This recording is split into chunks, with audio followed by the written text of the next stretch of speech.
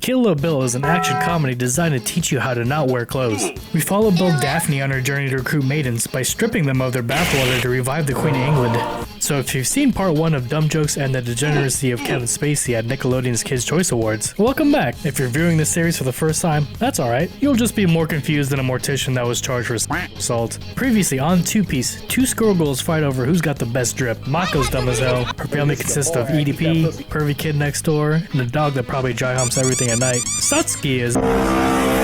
Shida receives a large order of life fibers, used for the mass production of G-strings.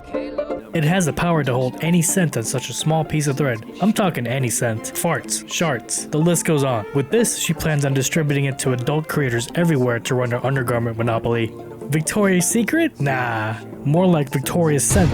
Satsuki doesn't want to mass-produce low-level grunt suits because she's too good for it. Uzu and Inamura talk about how hot the naked guy was that came to school.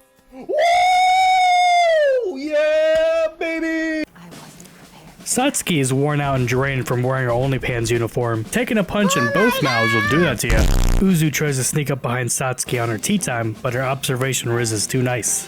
Uzu asked permission to fight Ryuko as he wanted to prove that he can be mature. The first step into maturing is to love yourself and definitely don't beat a woman. Pussy!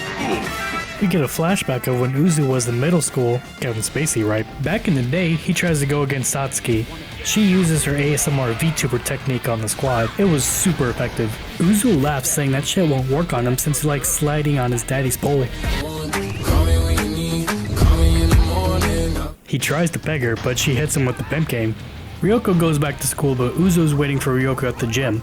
With the power of 3 batons in my body, I identify as Optimus Dime. Ryuko slashes and hits a shadow clone. Uzu blocks all of her attacks and counters. His secret weapon is his eyes, which allows him to see men's bulges up to 3 blocks away. We like to call that the dragon vision. Eye track and Twitch streamers have nothing on this guy. Fuck! Ryoko's taking a beating and she asks Senketsu for a favor. She blocks an attack and loses her scissor, which cuts off a piece of what little clothes she has on. The pieces block Uzu's eyes, which causes him to freak out as he wasn't ready for the money shot. Ryuko follows up with the Superman donkey punch to seal the deal and his clothes. Uzu says he can still fight, but Daddy whips him back into place. At the trap house, Senketsu is getting ironed to climax. Uzu meets up with Shido for the monthly homie checkup. Satsuki sees Uzu and he begs her for another chance. She doesn't want to give him the chance until he shows her his face.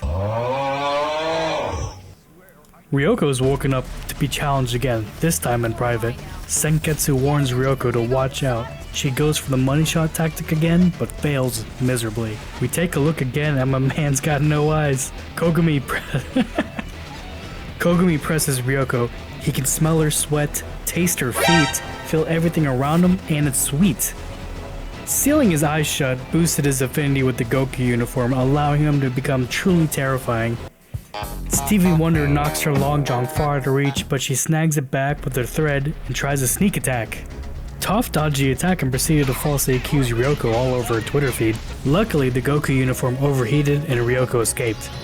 Feeling defeated, Ryuko drowns herself in deep fried food and takes a bath. Me and the homies try to take a peek, but failed. Ryuko goes back to school and lays down her pipe on the knife throwing club, another random school club, and one of the girls that started the clown video trends back in 2015. What's the deal with all these specific clubs?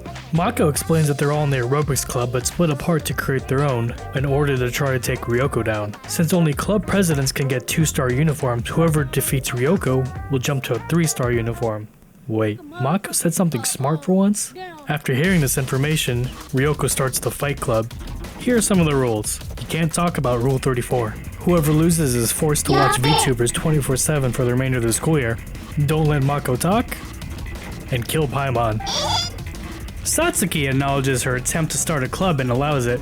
Gamaguchi gives her a number of tasks and paperwork she must complete for Ryuko to start and continue to run the club. Hey Mako, I'm lazy. Do this for me, please.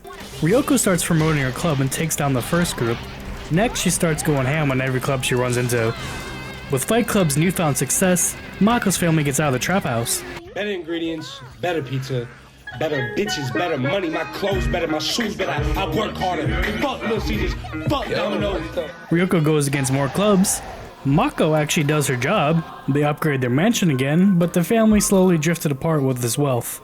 Mako rocks a Kim Jong-un fit, and once again, Ryuko is left all alone. The next day, Mako sets up a huge fight, one after the next, with multiple clubs at once. The rest of the family's living life to the fullest. A few extracurricular activities, a few drinks, even the dog's getting lit. What the hell is Mako even doing with the calculator? Given the rapid success of the fight club, Satsuki waits patiently for her time to strike. The next day, Ryuko quits the club. Mako doesn't want to go back to the streets, so Satsuki gives her a 2-star uniform to try and defeat her. Like a Uchiha trying to get stronger, she's gotta kill her friend. And just like a Uchiha, Mako's got that fight club drip. Mako's fan pulls up to watch the fight. Instead of interrupting her, they cheer on Mako because they want her to beat Ryuko. Mako slaps Ryuko around with a chain, shoots her with a rocket, and then Ryuko goes back to normal because she doesn't want to fight. Mako goes ham on Ryuko, beating her harder than I've ever beat my mate. Mako's about to land the finished blow, but couldn't. Upset at the fact that nobody's stopping her, her family blinded by greed and lust, she couldn't stand it, so she smashes the ground, makes up with Ryuko. The family does too. It's a new day and a great day for a battle royale at school.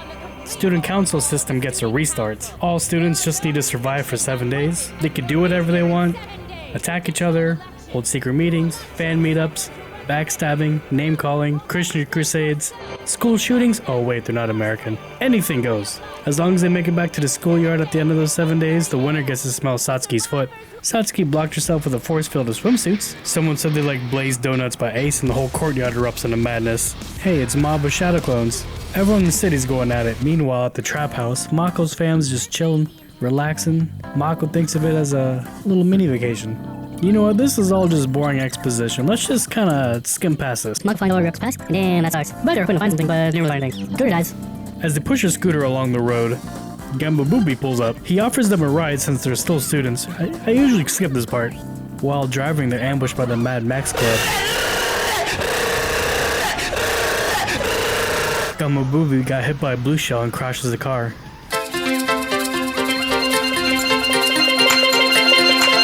Daddy pulls up and says he'll take care of it on his own. He transformed and everyone continues to shoot. My mans was taking it like Lana Rhodes after a basketball game. We come to learn that Gamagumba is a masochist and that he can reflect all the pain that he took. More! Punish me! I've been such a bad boy! Gamaguri had enough of the foreplay and released it all at once. The week was over and it was time to see who made it through the struggle. Just to find out we entered another tournament arc. Dang it!